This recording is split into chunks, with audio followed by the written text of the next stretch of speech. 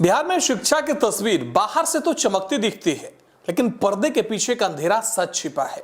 एक ऐसा सच जो आपके होश उड़ा देगा। नमस्कार दोस्तों, यह हमरा बिहार और मैं हूं आपके साथ दिनकर आनंद।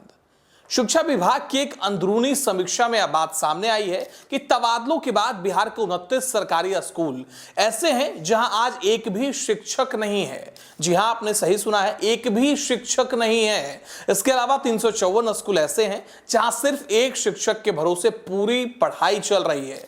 सोचिए, एक शिक्षक को सभी विषयों, सभी क्लास और सारे प्रशासनिक काम अकेले करने पड़ रहे हैं। यह न सिर्फ शिक्षक के लिए एक बड़ा बोझ है, बल्कि इसका सीधा असर बच्चों की पढ़ाई पर भी पड़ रहा है। इन बच्चों को सही शिक्षा भी नहीं मिल पा रही। अब सवाल उठता है कि यह सब हुआ क्यों? इसकी जड़ में है हाल ही में किया गया शिक्षकों का बड़े पैमाने पर ट्रांसफर।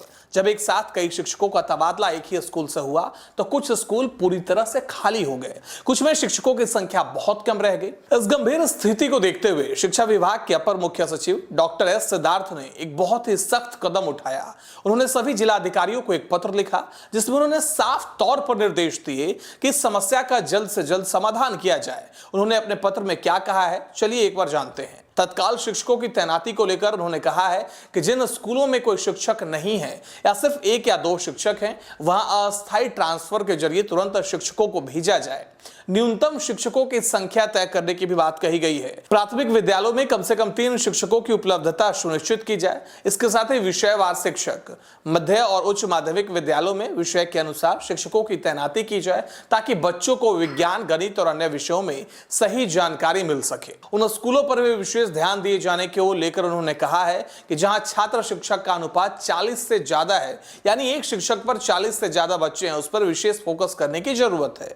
इसके साथ ही शिक्षा विभाग का यह कदम निश्चित रूप से एक अच्छी शुरुआत के तौर पर इसे देखा जा रहा है, लेकिन सवाल यह है कि क्या सिर्फ अस्थायी ट्रांसफर से समस्या सुलझ जाएगी?